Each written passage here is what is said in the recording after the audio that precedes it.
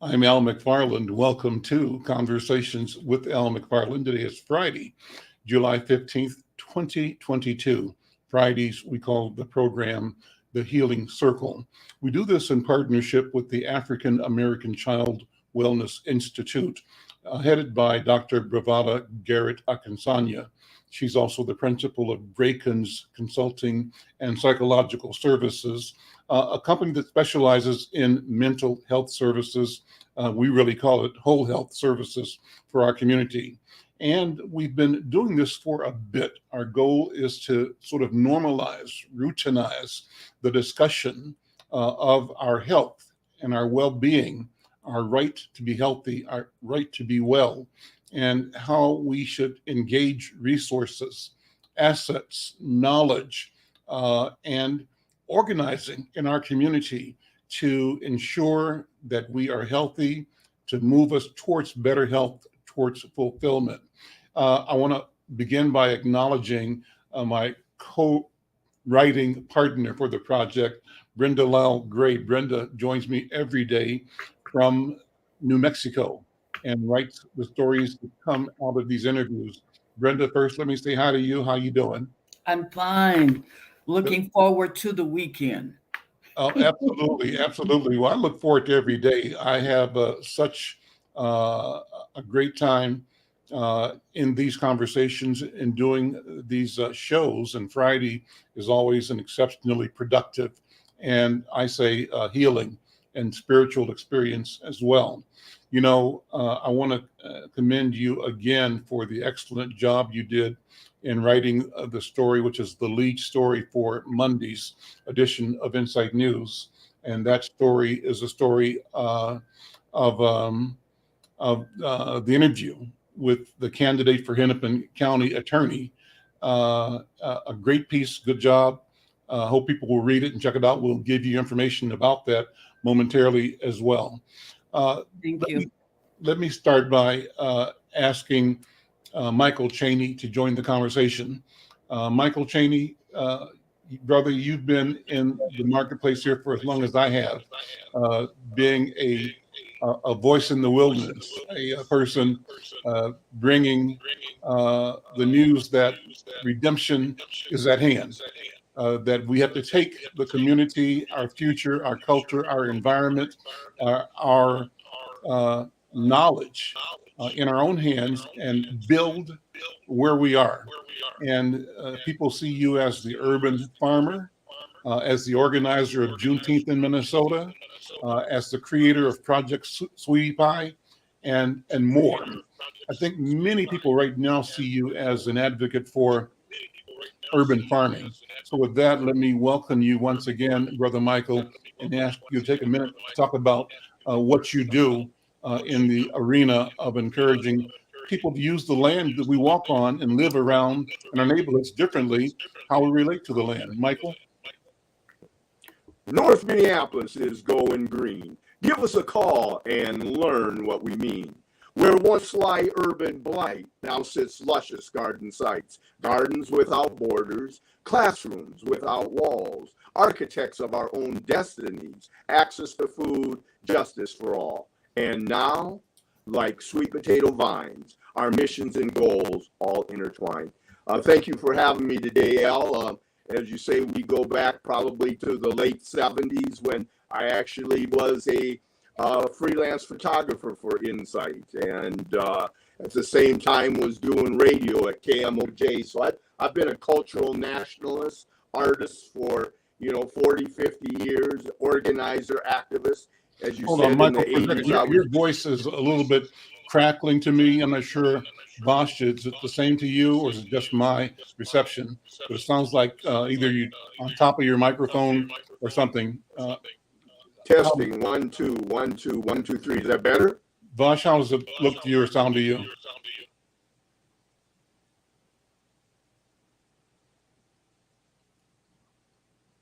Or It Brenda, might be the reception. It's a little spotty sometimes. Okay, that could be. Well, go ahead. Go ahead. Well, anyway, as I was saying, I've been an activist organizer long before Project Sweetie Pie.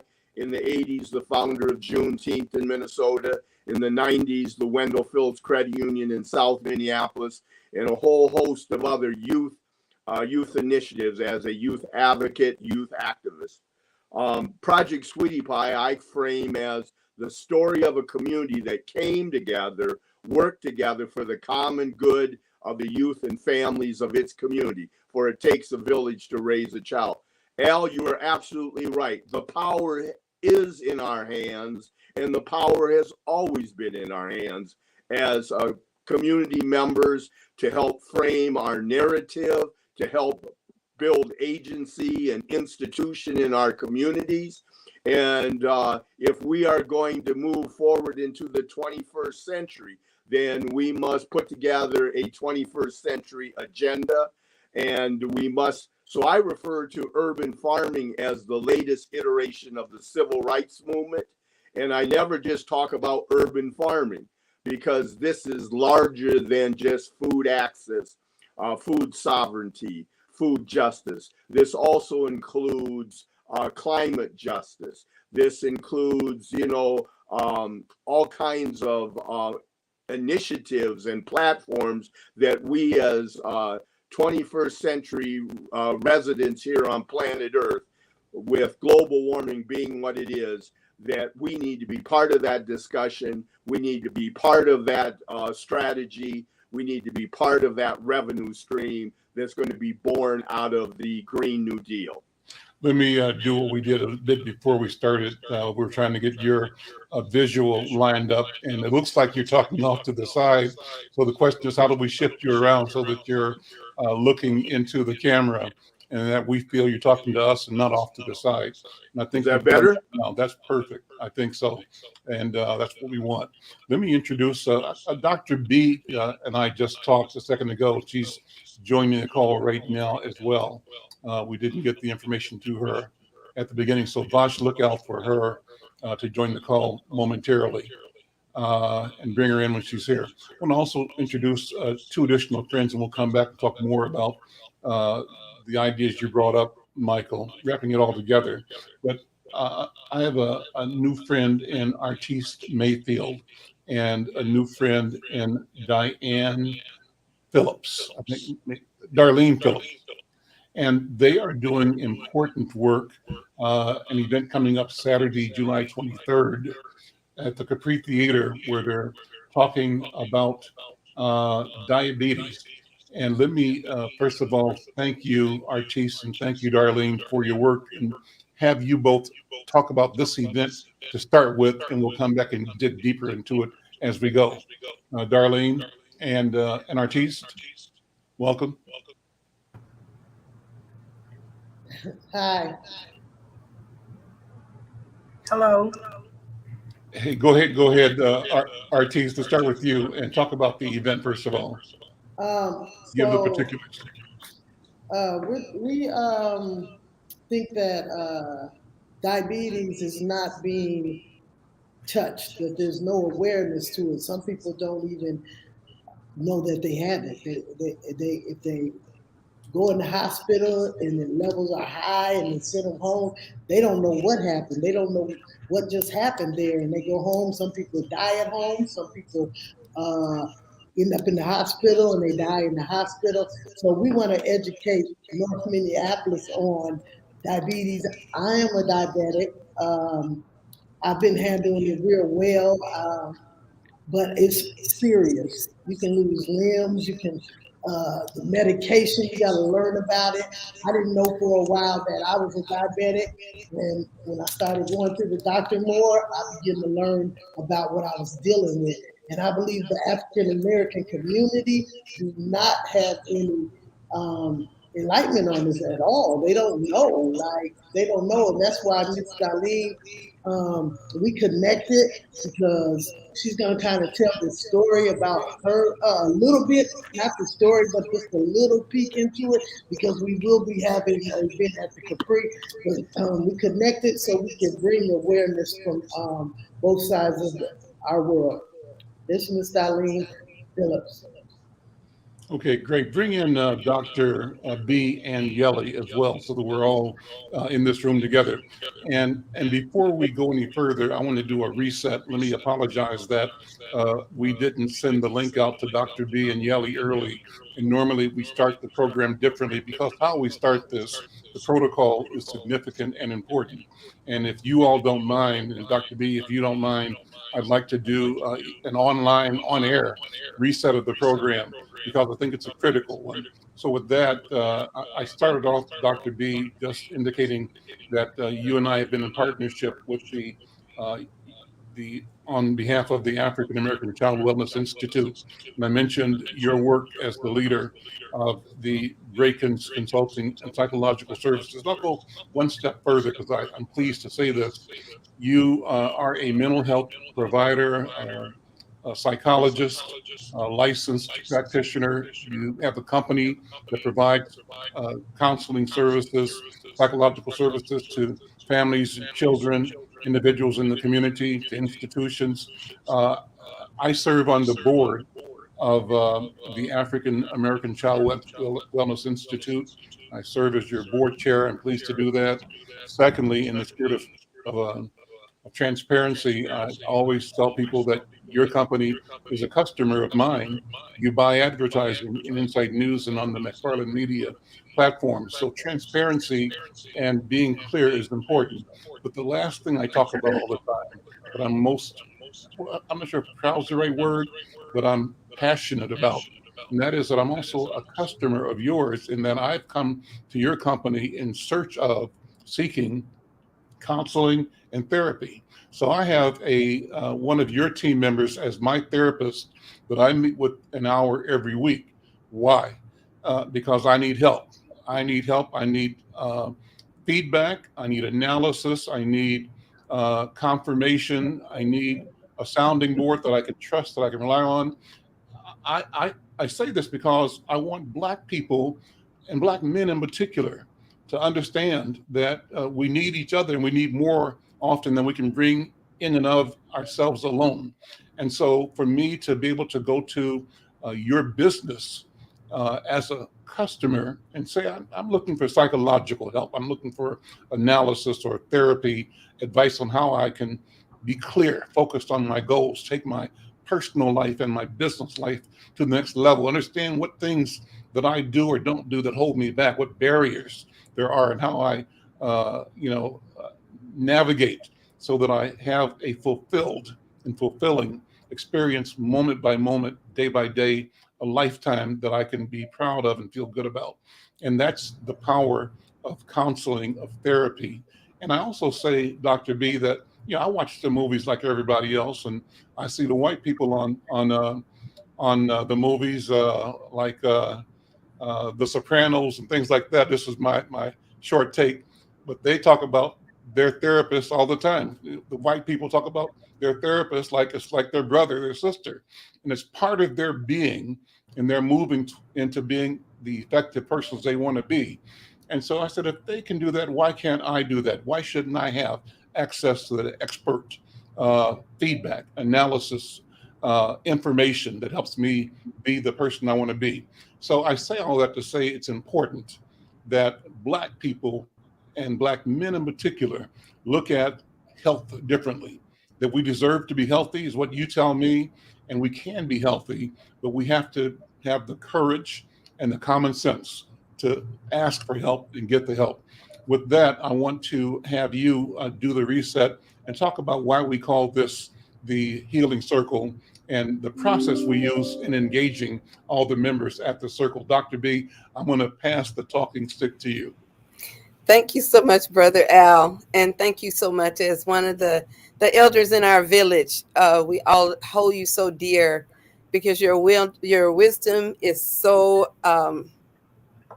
graciously given in the community and graciously received. So today, as we do every Friday, is we welcome each other into the circle. And although we're not physically present, in our spirits, African peoples, we do connecting through circles. And the value of the circle is that the hierarchy in it does not exist.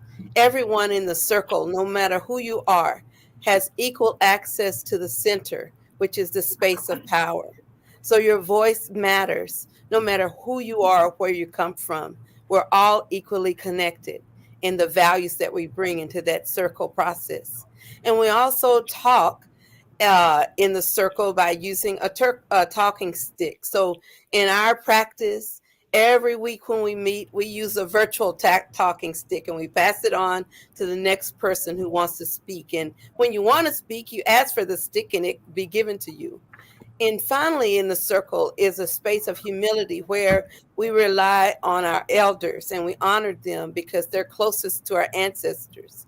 And we honor our ancestors because they're so closest to the Creator.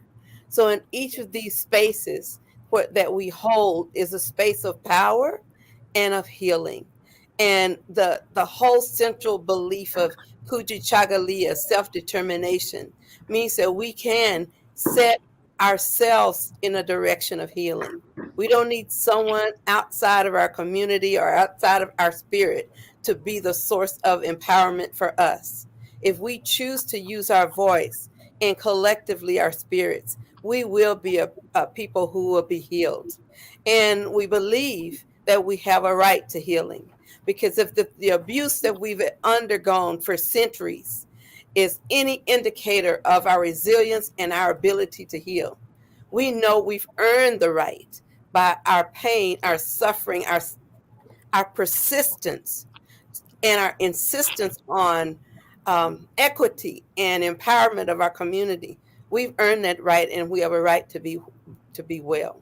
So today, as we talk about honoring our sacred community, each of our special guests in this space brings her or his experience of resilience and healing and overcoming. And with that, I welcome you to this space, to this sacred circle that we all belong in. We all have a voice in and a place in it. So I pass this talking stick back to my chief, Al McFarlane. Thank you, Dr. B. So I'm going to continue where we are. And it's just good to have that description of how we do what we do and what we are to each other every time we begin the Healing Circle on Fridays.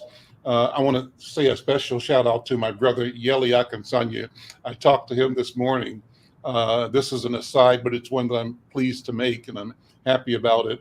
We launched in the upcoming edition of Insight News, relaunched a section that we called Afro-Descendientes. It means African descendants of Africa.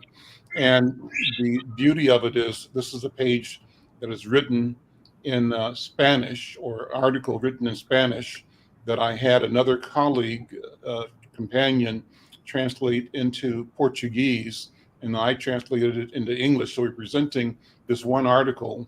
And this first article in the series is about the new president and vice president of the nation of Colombia in South America. Colombia on August 7th is going to install the first Black woman, African woman, as the vice president of the country. And so people will say, Colombia, where is that? And he says, our people, what is that? That's the issue, that we don't know that there are more of us in South America than there are of us here in North America. We have been divided and socialized and lied into thinking that our situation here as the formerly enslaved is kind of a unique and fluke of history and of nature, and that it happened, get over it, nothing you can do about it, and you especially can't hold anybody accountable for it, particularly white people and governments and businesses, etc. What we are discovering is, the lie is still a lie, and the truth will set us free. And we're discovering that we have the capacity through technology to share our truth with each other in North America, South America, in Africa, and throughout the diaspora. So we launched this week the Afro-Descendientes section of Insight News with the first article talking about the Afro-Colombian community and the significance of this election in South America.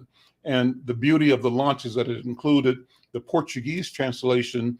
Portugal has 100 million African people who speak Portuguese, right? And so this is huge. And through this, I asked Yeli this morning, Yeli, I'm going to call on you to maybe translate these articles into Yoruba. And we had a laugh about that. But I've got relationships in Lagos and elsewhere. And our intent is to translate these articles into Yoruba, perhaps into Swahili or Kiswahili, perhaps into Somali. And the idea is that it's useful that we see the languages that and the idioms that we own and that we operate in and through. And we see our capacity, our ability, our strength, our beauty, our genius across all the idioms discussing the same thing. In this case, we're celebrating the ascent of dear sister Francia to the office of vice president in the nation of Colombia in South America. But we'll be doing more and more of that as we go. So that's my aside.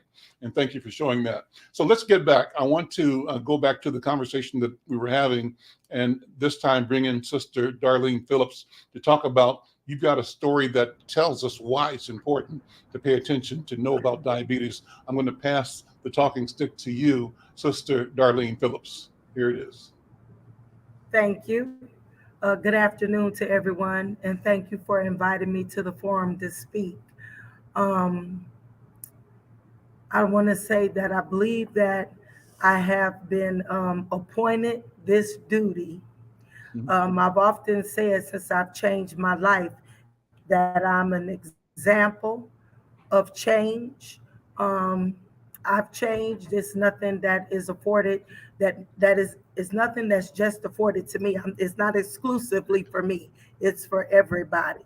So since myself and my husband got married in the community, we considered ourselves to be the change example, reaching back, grabbing other people out. So now,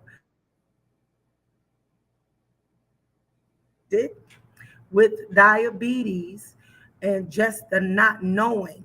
So I've been getting these little nuggets dropped off to me, statements and words.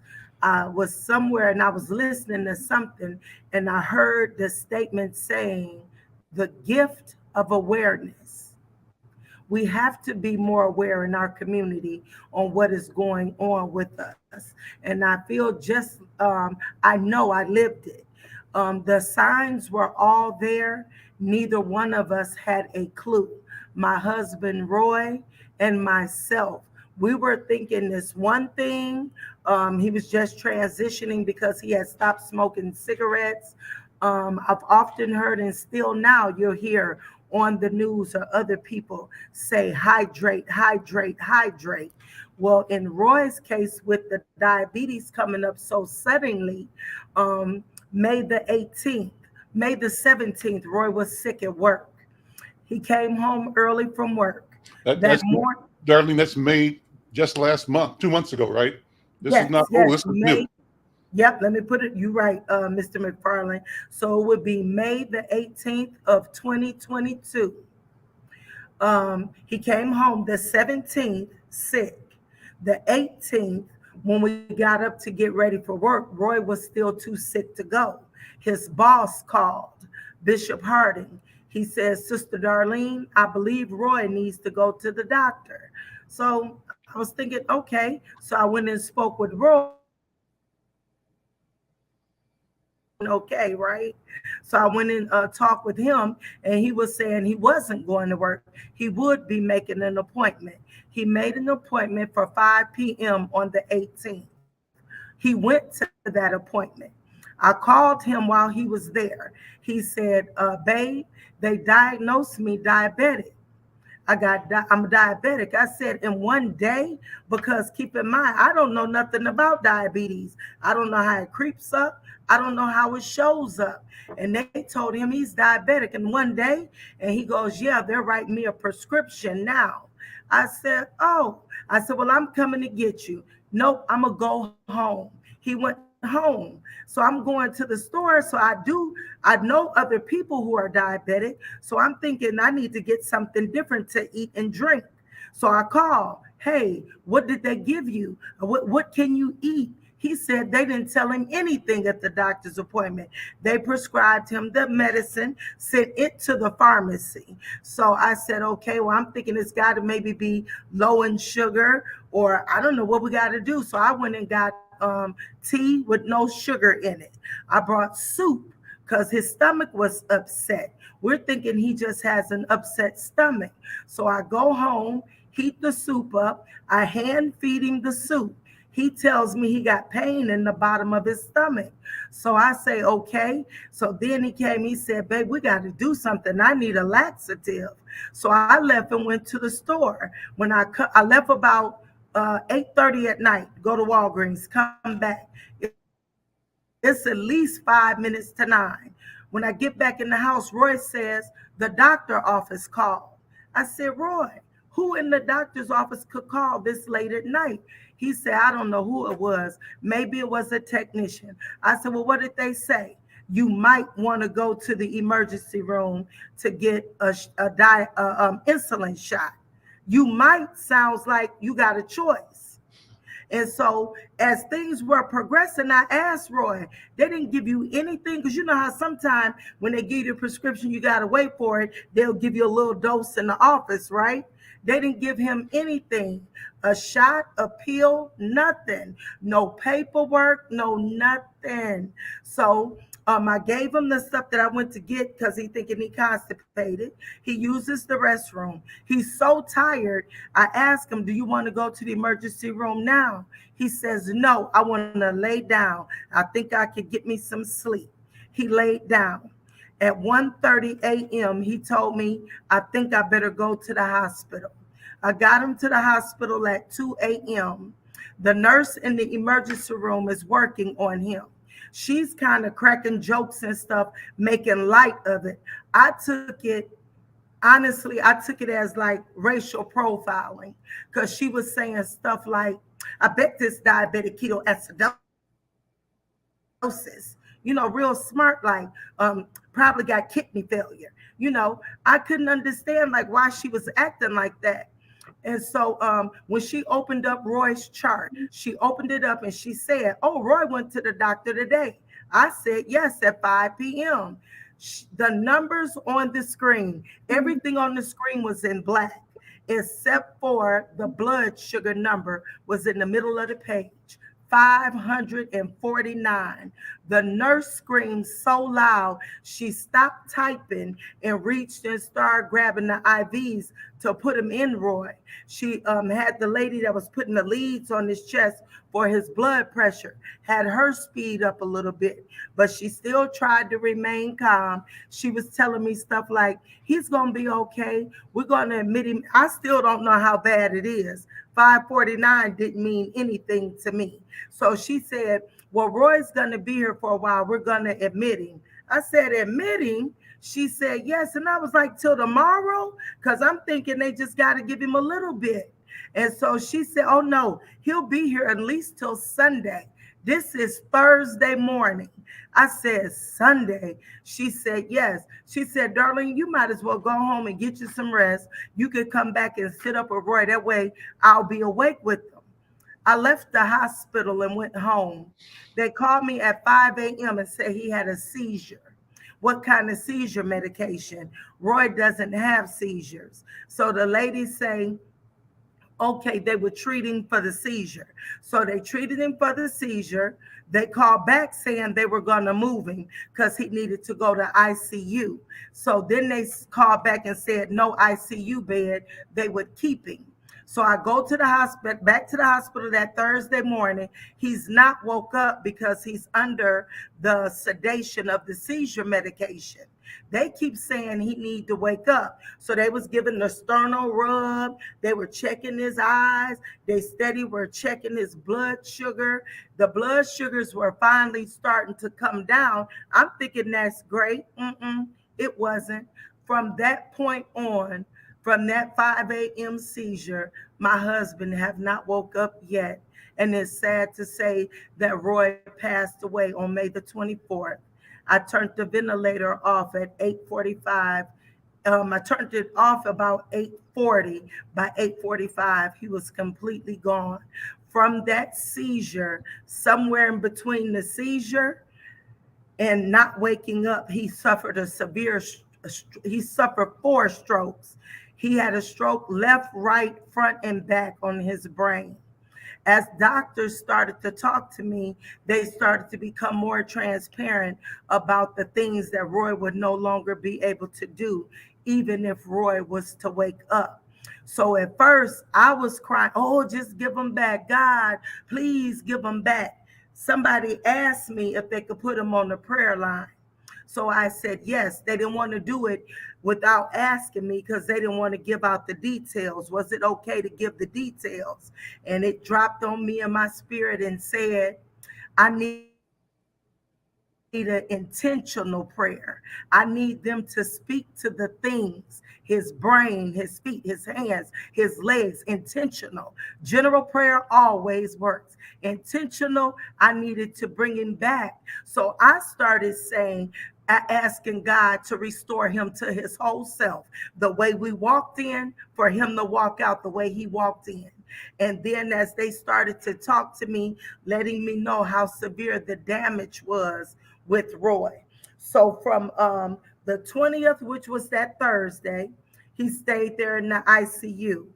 On the 20th going into the 21st, they called me when I got home at 3 a.m. and told me they would have to move Roy to a different hospital. He needed a neurologist. His brain had started to swell. They had to drill 2 holes, one to release the fluid and one to try to release the pressure. They kept trying to bring it down. They had told me the medicine they need to give him to bring it down was high in sodium. So they would only be able to give him like 3 doses. They had administered the 3 doses. So then it was like telling me, I think to comfort me, like wait and see if it would go down.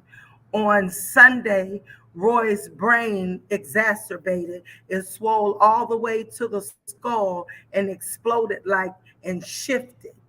The brain stem was still connected. So when they were going to do a bedside test to check for brain activity. When they turned the ventilator off, he was on 2%, which means they could not do the test on him there. So they turned the ventilator back up. And the next day, which had been the Monday, that 23rd, they did the bedside test. They did the last brain scan where he had no brain activity. So that Tuesday morning on the 24th, I went there to turn the ventilator off because there was no more activity. For me, I arrested too the morning that he really had that seizure, that he had left me then. But I know we have to exhaust all avenues. But for me, everything is too late. Now that I know, constant urination, going back and forth to the bathroom, that's one of the signs of diabetes. The pain that he felt in his stomach was not constipation. That was the pain of the diabetes. It was turning to diabetic ketoacidosis. I never even knew that word before this event. I have Googled it. I know what it means. It is diabetes escalated. It means you are in danger. I do not know how the clinic that Roy went to let him walk out of there with a blood sugar level of 549. At that moment, Roy was a complete emergency then. The 8 hours that Roy spent at home could have saved his life. And that, for me, is where the racial disparity in the healthcare system comes in. Even if you are the last person with a 5 p.m. Doctor appointment, you should be treated same as the person with the 8 p.m. Doctor's appointment. The same thorough interaction that you would get at 8 o'clock in the morning when everybody's fresh is the same stuff you should get at 5 p.m. I work at a very high level place. When we have clients that have medical emergencies, I have shut the floor down. I have shut the elevator down until medical personnel can come and get the person, secure them, and help them. The whole thing failed my husband. It failed me. I refuse to stand back and not share my story because it could save somebody else's life. Sister Darlene, wow. Well, you know what? I'm in tears just hearing this again, and I've heard it before. You told me this before. Hurts me now like it hurt me then, and I want to just share my sense of anger, of rage, of disbelief, at this situation and the loss of your husband, Roy. I want to thank you for your courage and for your clarity and your willingness, and for you to say what you said at the beginning. God put you here right now for this moment, for this time to tell this story. And I simply want to thank you. I want to take the time to go back to Dr. B or Yeli. And how do we process, Dr. B? How do we, when we hear, there's so many lessons in this conversation. Yeah. The flyer promoting this event coming up on Saturday, July 23rd, where Darlene is going to again tell the story of Roy Wallace, her husband. The caption is called "The Consequence of Not Knowing." The consequence of not knowing. And she has described that in her ordinary path, and I say what she described is what we all can say. In our ordinary daily life, we don't know what we need to know. We don't know what is knowable.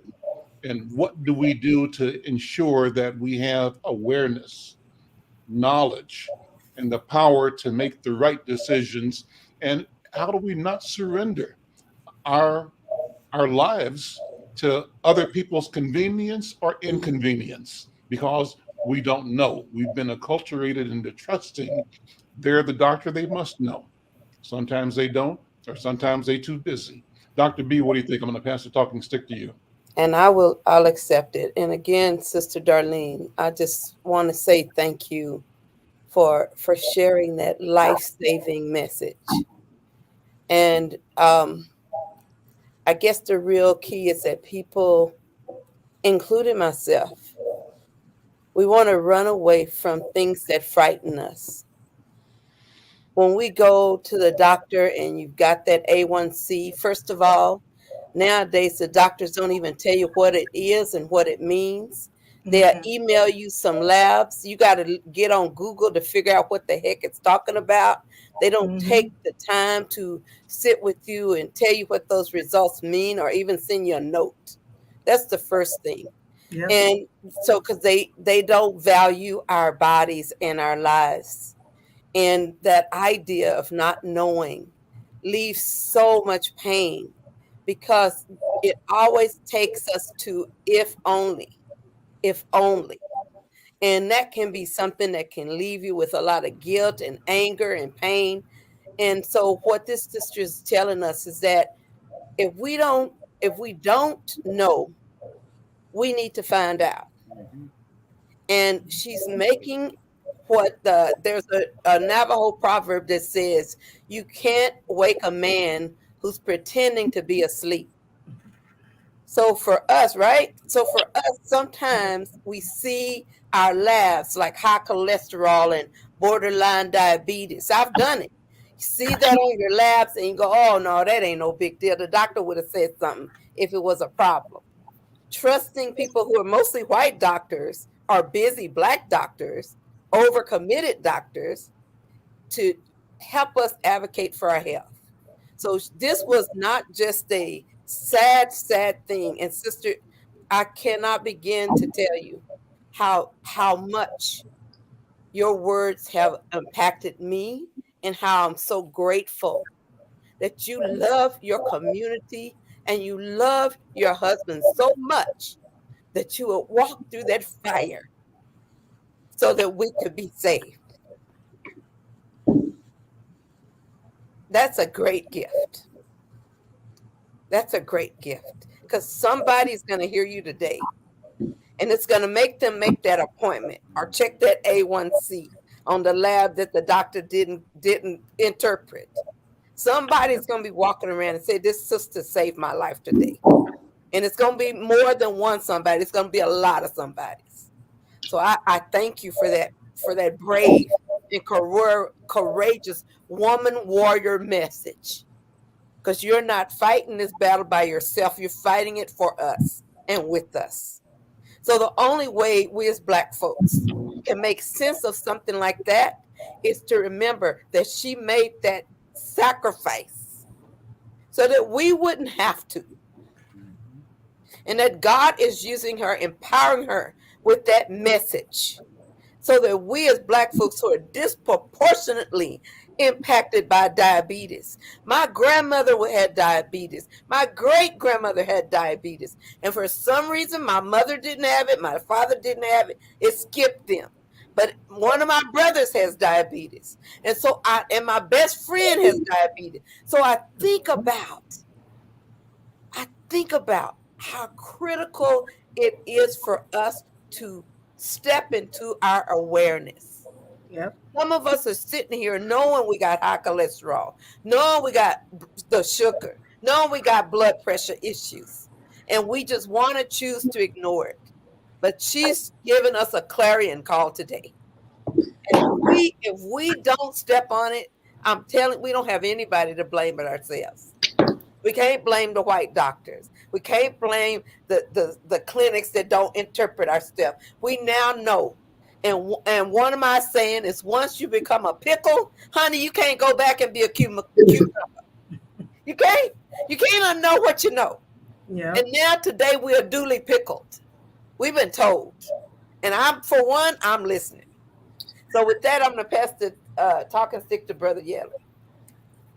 Well, Sister Charlene, I am very, very sorry to hear this. Frankly speaking, just like Mr. McFarlane, I was in tears. And I was even telling Dr. B, because we're in the same room. We just finished our staff meeting. I was just telling her, I said, I hope that doesn't tell us that her husband died. You were going through, I was hoping for that. And when I heard, I just went, oh no. So, as we empathize with you, and as you share your story to save other people's life, I just continue to pray that God will grant you the peace that you need to overcome all this mess. And I'll tell you this, doctors, whether they're black, pink, or yellow, I could care less who they are. When I go to the doctor's office and they tell me, oh, you have this, I'm expecting them to say, this is what caused. And if they don't say, I'll ask. I say, you tell me I have this. So how did I get it? And what can I do to prevent it? Oh, I said, look, you went to school for 7 or 8 or 9 years. Don't sit down there and tell me you don't know. We're paying you to give us your opinion, not just your opinion, your learned opinion. You went to school to learn this. So don't tell me you don't know. Find out. And I want to know now. So I take them to task right there and right then. I don't care who you are. I don't care how many MDs you have. If I pay you $10 or $50 or $1 million to come and see you, you better tell me. And that's how I deal with doctors.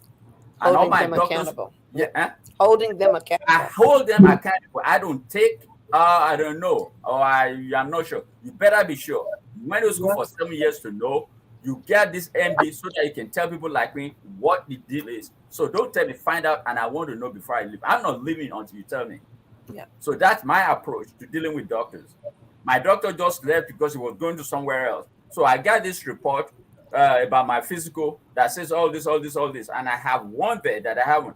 But then I'm calling them. I don't care whether the doctor left or not. There's a doctor in that clinic that needs to tell me what this thing that I do not understand means.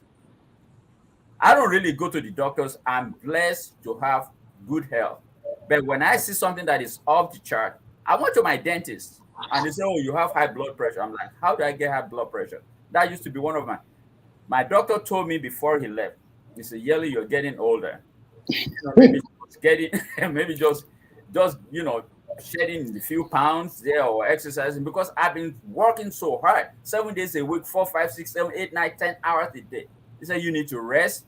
I went to the dentist. They said my blood pressure was this 153 over. So I'm like, what? It should be 120 or less. The following day I went. That day, of course, I slept. The first day, I had only 2 or 3 hours of sleep. Guess what? Because I slept more than 8 hours the following day, the thing dropped by 25. It went up to 130 something. I need to get it to below 20.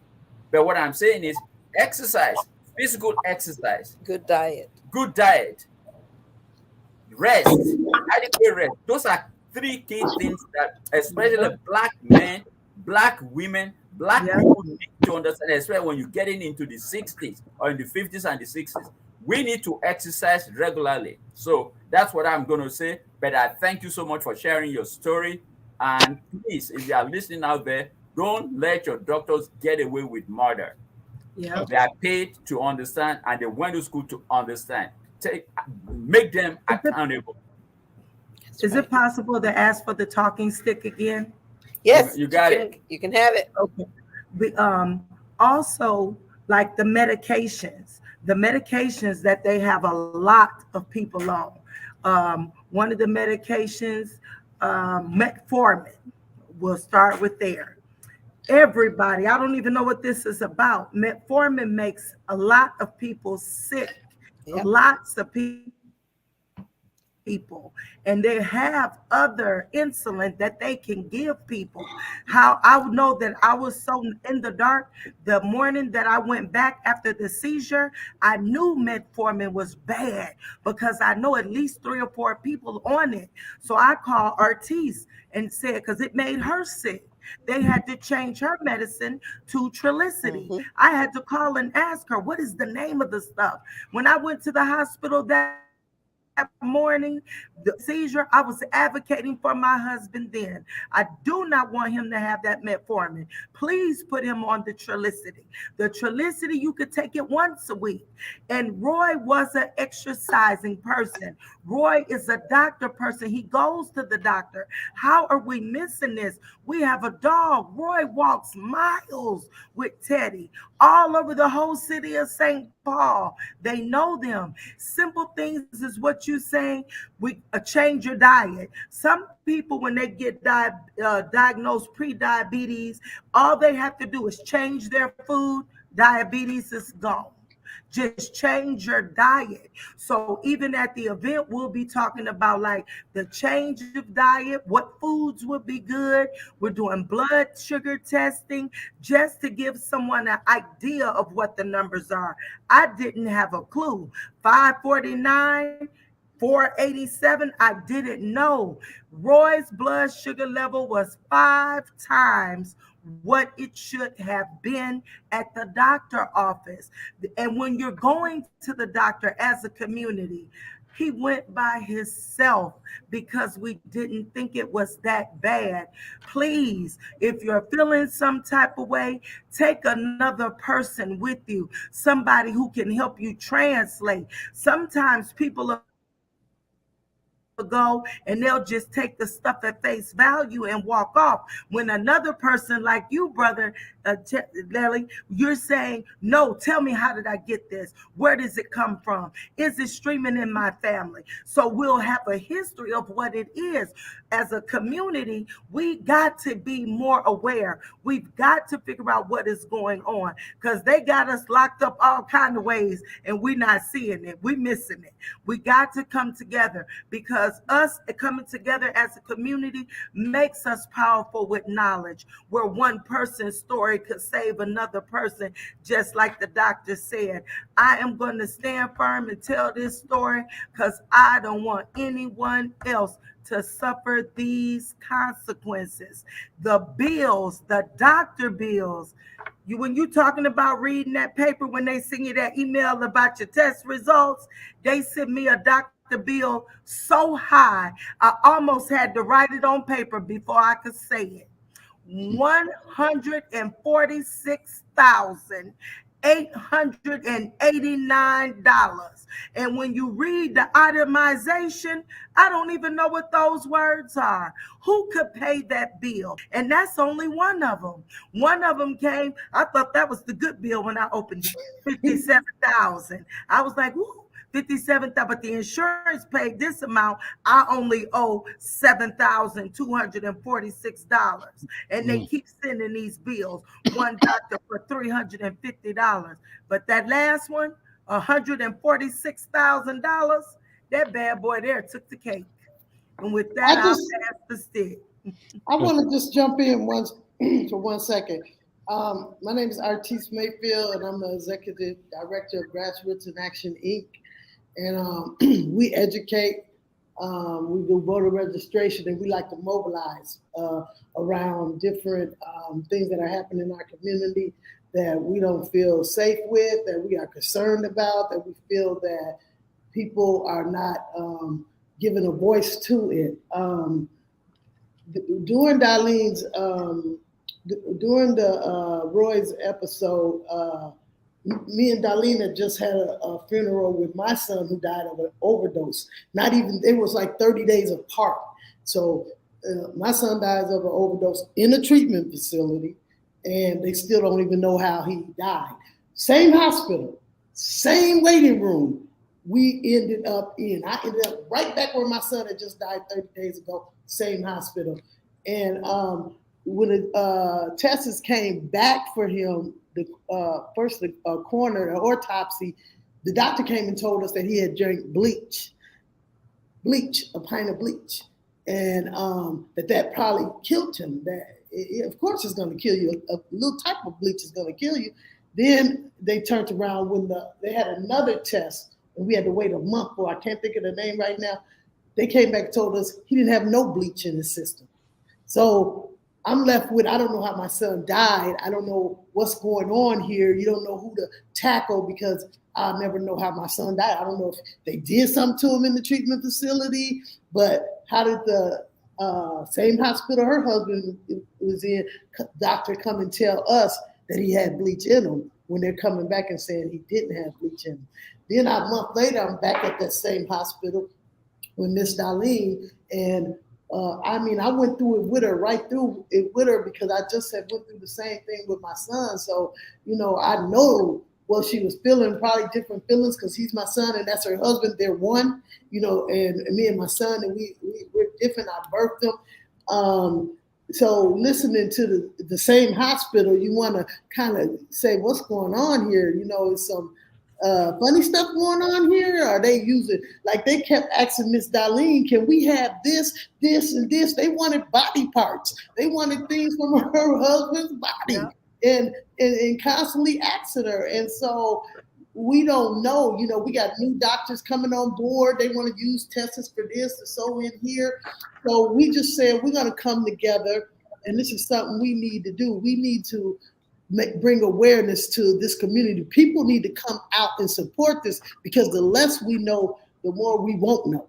And so people need to come out and support it, the flyers in there, because you, like Roy, will walk up in there with a level of 547 and don't even know what it is.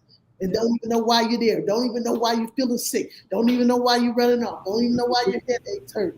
You don't want to lose a life. A lot of people die and they say, oh, how did he die? I don't know. Diabetes, because he didn't know he had it. People need to become aware of this. And any events that we can keep on pushing this, we want to push it to the people because they don't want us to push it. So we appreciate you, Mr. McFarlane. You are the greatest. I really, really appreciate you letting us come on and use our voices. I forgot your name. Is it Brenda? Brenda. Yeah. I need to probably talk with you because you got a nice we're all dealing with mental illness right now. We're all dealing with different, trying to come back, trying to process our deaths. And it's not an easy place to be. When you're only going on 6 months and you're riding down the street, somebody look like your son, somebody think like your son, somebody feel like your husband. I got to go home and look at something that I left there of him. It's trauma. Sometimes I could just pull over and get really emotional, just even about the two deaths coming together. And it's like, why me, God? Why did it have to be my son? Because it is what it is at this very time. But it's not hard to take either. It's not hard to process. I mean, it's hard to process. Thank you, sister. I'm Dr. B, and the psychologist in the group, but I wanted to make sure that I said that what y'all are talking about in terms of diabetes, that same thing, I've seen it with people with COVID, sitting around, not saying anything, thinking you're going to just, it's going to disappear. And the whole point of us for Black folks, and the reason we're talking about healing our villages today, is because we should not suffer alone. We shouldn't celebrate our suffer alone. We have community. And that's why I was so glad to see my brother Michael here today. Ever since I met the brother over at Urban League, he was talking about eating our food as our medicine, and eating good food. And it just reminded me of growing up in the South in the country. We didn't know nothing about having dessert except for holidays or birthdays. We walked everywhere we went on dirt roads, and we had natural food. I mean, everything was grown by hand because you just don't have the time to be going into the town to buy groceries, everything. And what I'm seeing in this circle of us is the need to be empowered and to tell that story. And with that in mind, I'm going to pass the talking stick to Brenda Gray, Lyle-Gray, she is our historian. She keeps our stories. So I'll pass the talking stick to Sister to Brenda. Well, I know we're running out of time. I just wanted to bring awareness. The COVID virus is now a BA plus something virus, but they're saying that it is the worst of all of them. And so they're not talking about the shots or anything, but they are asking us to mask. They're not making it mandatory, but I think we really need to stop ignoring COVID. We really do. So I'm going to give it back to Dr. B. or Al, because I know we're limited and we have this fantastic new production director that keeps us on time. So I'll give it back to Al. Thank you. I wanted to have Michael Chaney come in. Michael, again, all of this conversation is both instructive, informative, riveting, and we have to make everything we've learned today see how it connects to our daily mission. And I want to ask you, as you think about the teaching you do about eating healthy and about knowing more about the systems that we live in, what comes to mind based on today's conversation? Unmute, Michael, unmute. There you go. Being proactive, Al, the power is in our hands. With all of these diabetes and high blood pressure, those are all health related, a consequence of the food that we're eating, that is having soda pop, high fructose sugar, a natural diet. Two things come to mind. An apple a day keeps the doctor away, and we are the food we eat. And so, staying active, and active means being gardening, biking, exercising, that much of an ounce of prevention is worth a pound of cure. And so we have to be much more conscious that, we're not living this modern day lifestyle, but we're looking to the wisdom of our ancestors, and we're living the same way that, that the doctor talked about, that rural lifestyle, that we're not gobbled up, eaten alive in the city that cares very little for us. So if we can go back to that frame of the village, where we are all members of a village, caring for each other, loving for each other, being compassionate and being empathetic, we are our brother's keeper. And that's what drives me to really try to be, you can either be ahead of the train or you get run over by the bus. And this Western lifestyle has not been good for us. So let's go back to our roots and let's listen to the wisdom of our ancestors. We have 15 gardens in North Minneapolis, and we've been selected one of 17 cities in the United States for a thing called the People's Garden. It's kind of a modern day reenactment, if you will, of the Victory Gardens. And I welcome each one of you as partners, that we are stronger together and we can cure ourselves, to thy own self be true. And if we stay true to the wisdom of our ancestors, we'll be a long ways toward finding the cure for all that ails us as a community. Thank you. Thank you, Michael. Let me run one more idea out to close the program with. I always think back on my grandmother used to tell me, raising me in the church, that church business is God's business, and she'd say God's business is the biggest business on earth.